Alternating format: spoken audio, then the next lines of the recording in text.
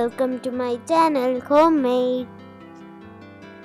Hello, ഇന്ന് വളരെ എളുപ്പത്തിൽ അധികം ഇൻഗ്രീഡിയൻസ് ഒന്നും ഇല്ലാതെ നമുക്കൊരു വഴുതനങ്ങ മെഴുക്കുവരട്ടി ഉണ്ടാക്കുന്നത് എങ്ങനെയാണെന്ന് നോക്കാം.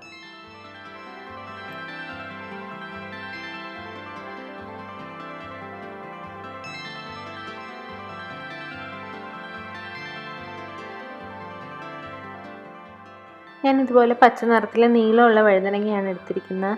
അത് ഒന്ന് നീളത്തിൽ തന്നെ മുറിച്ച് വെള്ളത്തിലിട്ട് വയ്ക്കണം. കുറച്ച് നേരം ഒരു 10-15 മിനിറ്റ് വെള്ളത്തിലിട്ട് വെച്ച് കഴിഞ്ഞിട്ട് എടുക്കുന്നതാണ് നല്ലത്. അപ്പോൾ എന്തെങ്കിലും പൊള്ളലൊക്കെയുള്ള വഴുതനങ്ങയാണെന്നുണ്ടെങ്കിൽ അതിൻ്റെ പൊള്ളലൊക്കെ പോയി കിട്ടും.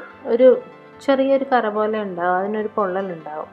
അത് എല്ലാ വഴുതനങ്ങയ്ക്കും ഉണ്ടാവില്ല, ചില വഴുതനങ്ങയ്ക്ക് ഉണ്ടാവും. അപ്പോൾ ഇതുപോലെ വെള്ളത്തിലിട്ട് വെച്ചിട്ട് ഒന്ന് കഴുകി എടുത്തു കഴിഞ്ഞാൽ അതിൻ്റെ പൊള്ളലൊക്കെ പോയി കിട്ടും. അങ്ങനെ ചെയ്യാം. ഒരു 10-15 മിനിറ്റ് കഴിയുമ്പോൾ നമുക്ക് ആ വെള്ളം കഴുകിക്കളഞ്ഞ് ഒന്നുകൂടെ കഴുകി വേറെ വെള്ളത്തിൽ കഴുകിയെടുക്കാം. ഇനി നമുക്കൊരു പാനിലേക്ക് ഒരു 2 ടേബിൾ സ്പൂൺ എണ്ണ ഒഴിച്ചു കൊടുക്കുക. അതിനകത്തേക്ക് നമ്മൾ കഴുകി എടുക്കുന്ന വഴുതനങ്ങ ഇട്ട് കൊടുക്കുക.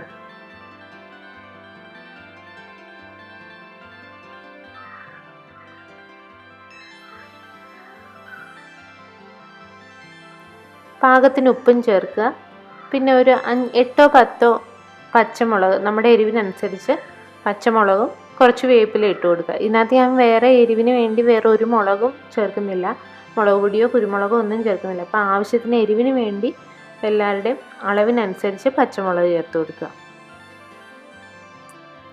ഒരു 2 മിനിറ്റ് നേരം മൂടി വെച്ച് വേവിച്ചതിന് ശേഷം നമുക്ക് തുറന്ന് വയ്ക്കാം. ഒത്തിരി നേരം മൂടി വെച്ച് കഴിഞ്ഞാൽ വഴുതനങ്ങ കുഴഞ്ഞു പോകും. അപ്പോൾ നമുക്ക് 2 മിനിറ്റോളം മൂടി വെച്ചതിന് ശേഷം പിന്നീട് തുറന്ന് വെച്ച് നമുക്ക് ഇതൊന്ന് മൊരിച്ചെടുക്കാം.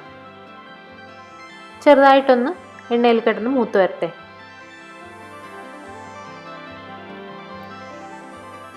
ഇടയ്ക്കൊന്ന് ഇളക്കി കൊടുക്കണം. അധികം കുഴഞ്ഞു പോകാത്ത രീതിയിൽ പതുക്കെ ഒന്ന് ഇളക്കി കൊടുക്കണം. വഴുതനങ്ങ ചെറുതായിട്ട് മൊരിഞ്ഞു തുടങ്ങുമ്പോഴേക്കും നമുക്ക് ഇതിനകത്തേക്ക് അല്പം തേങ്ങ ചേർത്ത് കൊടുക്കാം. ഞാനൊരു അരമുറി തേങ്ങ ചേർത്തിട്ടുണ്ട്.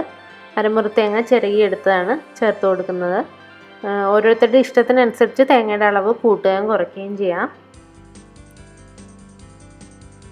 തേങ്ങ ചേർത്ത് അതൊന്ന് നന്നായിട്ട് മിക്സ് ചെയ്യുക. മിക്സ് ചെയ്തതിന് ശേഷം വേഗം തന്നെ നമുക്ക് ഫ്ലെയിം ഓഫ് ചെയ്യണം. അത് ഒത്തിരി മൂത്ത് പോയാൽ ആ ഒരു ടേസ്റ്റ് മാറും. പച്ച തേങ്ങയുടെ ആ ഒരു ടേസ്റ്റും കൂടെ വരുമ്പോഴാണ് ഇത് കൂടുതൽ നമുക്ക് ഇഷ്ടപ്പെടുന്നത്. വളരെ എളുപ്പം നമ്മുടെ വഴുതനങ്ങ തേങ്ങ ഇട്ടത് റെഡി ആയിട്ടുണ്ട്.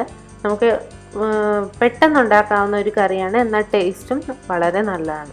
അപ്പോൾ എല്ലാവരും ഒന്ന് ട്രൈ ചെയ്ത് നോക്കണം. എല്ലാവർക്കും ഇഷ്ടപ്പെടും. Thank you.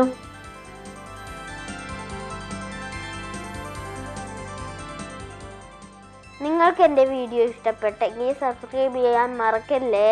എൻ്റെ പുതിയ വീഡിയോസിൻ്റെ നോട്ടിഫിക്കേഷന് വേണ്ടി ബെൽ ബട്ടൺ ക്ലിക്ക് ചെയ്യണേ.